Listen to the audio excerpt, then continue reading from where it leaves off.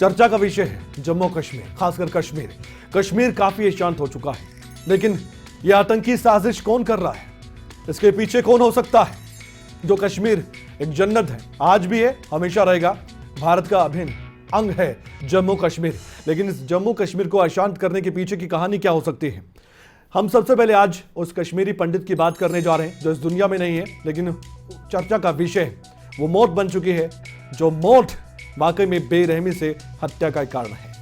आइए सबसे पहले कश्मीरी पंडित की हत्या के मामले को लेकर कुछ सवाल हम आपके सामने रखना चाहते हैं, जो आपके मन में भी जरूर होंगे। कश्मीरी पंडित को क्यों निशाना बनाया गया, ये बड़ा सवाल है।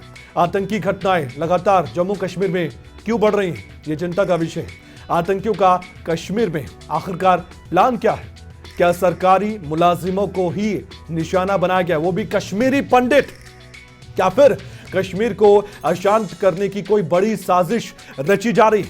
ये ऐसे सवाल हैं जिनके जवाब मिलना बहुत जरूरी हो जाता है, और आप जानते हैं कि एक चिंता हमारे मन में भी उठ खड़ी है। लेकिन इससे पहले कि हम कुछ जानकारियां विस्तार से आपको बताएं, उससे पहले एक रिपोर्ट देखना जरूरी है। जम्मू कश्मीर में आतंक का साया फिर से अब बढ़ता जा रहा है। कश्मीरी पंडित राहुल भट्ट के साथ क्या हुआ, ये सब जानते हैं। हत्या के बाद एक एसपीओ की भी गोली मारकर हत्या कर दी गई। इधर घाटी की आवाम का धैर्य जवाब दे रहा है और सड़कों पर गुस्सा भी देखने को मिल रहा है। रिपोर्ट देखिए, समझिए ये पूरा मामला था क्या।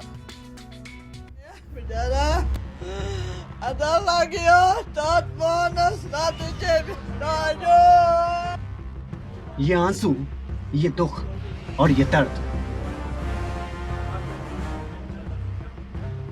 इतना अच्छा है। वो रास्ते में जाता था तो सारे उसको सलाम करते थे, बोलते थे तेरे बगैर बड़गामा अधूरा ही लगता है। कुछ दिनों पहले एक फिल्म आई थी कश्मीरी पंडितों और कश्मीरी पंडितों के पलायन पर। इस फिल्म में वो हालात दिखाए गए जब लाखों कश्मीरी पंडितों को खौफ के कारण पलायन करना पड़ा। अपना वो घर जहां वो बड़े हुए, अपने वो आशियाने जिसे इन्होंने तिनका जोड़कर बनाया था, वो घर ऐसे के ऐसे छोड़ना पड़ा। वक्त बदला, आर्टिकल 370 हटी तो लगा अब घाटी में अमन शांति हो गई। कश्मीरी पंडितों को अपने आशियाने वापस मिलेंगे, लेकिन घटनाएं कम जरूर हुई, आतंक का साया कम नहीं हुआ। हर दूसरे दिन यहाँ कोई ना कोई आतंकी वारदात सामने आ ही जाती है।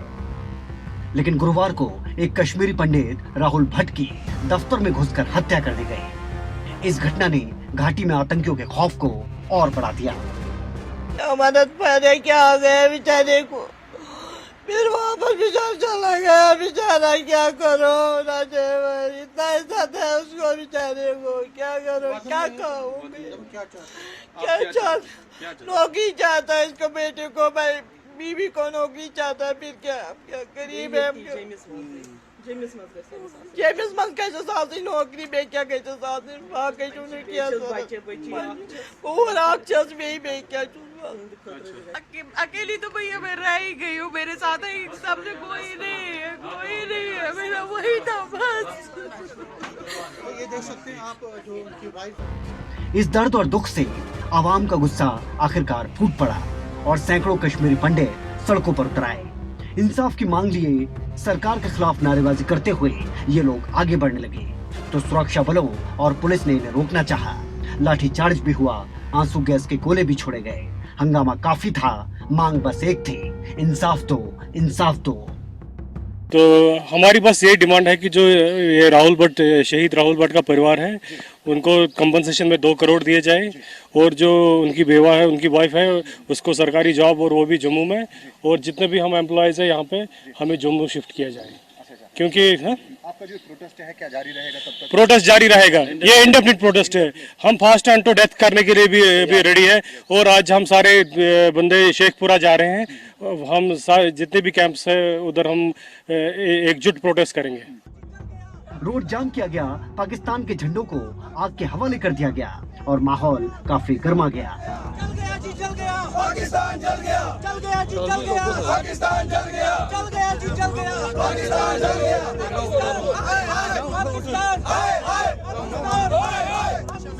कश्मीरी पंडित राहुल भट्ट की हत्या के बाद शुक्रवार को आतंकियों ने एक एसपीओ रियाज अहमद ठाकुर को गोली मारकर मौत के घाट उतार दिया।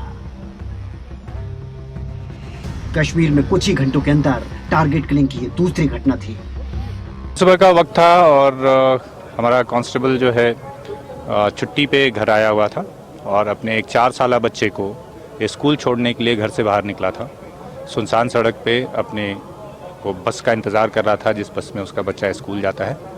उस मौके का फ़ायदा उठा करके 2 लोग बाइक पे आए और कायराना हरकत करते हुए उन्होंने इस पर अंधाधुंध गोलियां चलाईं, जिससे इसकी मौत हो गई। हमने इनको हॉस्पिटल शिफ्ट किया था, जो फौरी इकदाम लेने थे वो भी लिए, बट अनफॉर्चुनेटली हम इनको बचा नहीं पाए। सोर्सेज के मुताबिक तो कितने बंदे हो सकते हैं जिसने ये अटैक किया है? इस अटैक में जो इनिशियल हमारे पास अभी तक जो हम इंफॉर्मेशन जुटा पाए हैं उसके हिसाब से 2 लोग थे जिन्होंने ये कार्रवाई की है।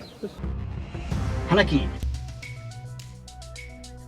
बलों ने उनकी पत्नी मीनाक्षी से 2 दिन के अंदर आतंकियों को मार गिराने का वादा किया था। सेना ने 24 घंटे के अंदर अपना वादा पूरा किया। बांदीपुरा में 3 आतंकियों को मार गिराया। इनमें मारे गए 2 आतंकी राहुल भट्ट की हत्या में शामिल थे और तीसरा आतंकी गुलजार अहमद था।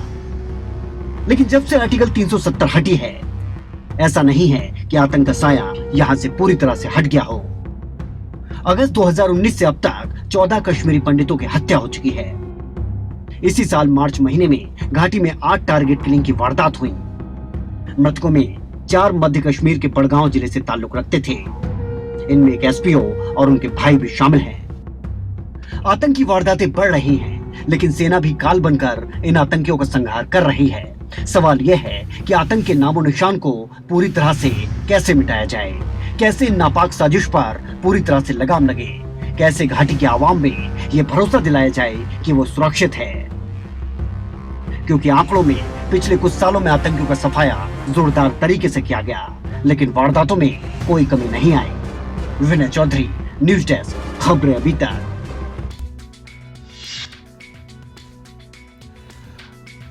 और आप अगर जानेंगे कि कैसे राहुल भट्ट की हत्या हुई तो हैरान रह जाएंगे। आइए कुछ जानकारी के साथ आपको बता देते हैं। सबसे पहले क्या हुआ?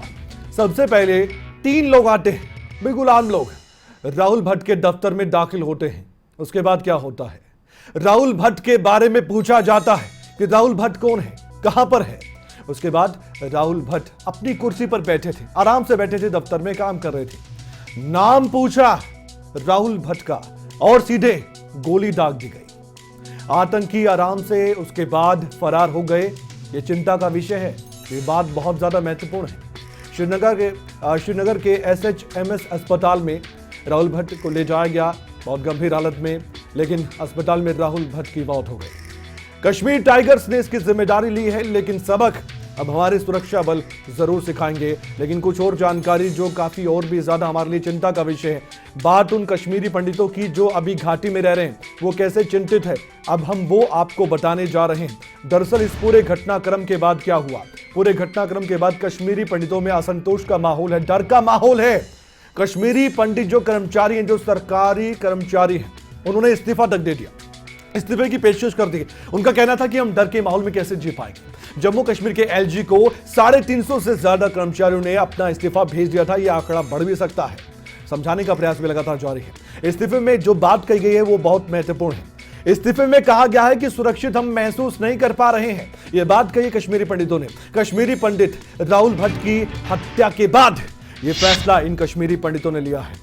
अब ऐसे में सवाल ये उठता है कि कैसे केंद्र की सरकार समझा पाएगी और कैसे बता पाएगी कि अब सुरक्षित है कश्मीर पंडित घाटी में। और सबक तो सिखाया जाएगा उन आतंकियों को जो लगातार इस तरह की घटनाओं को अंजाम दे रहे हैं। लेकिन देखने वाली बात यह है कि क्या वाकई में क्या दिया जाता है कोई बड़ा सबक, ये देखने वाली बात जरूर है।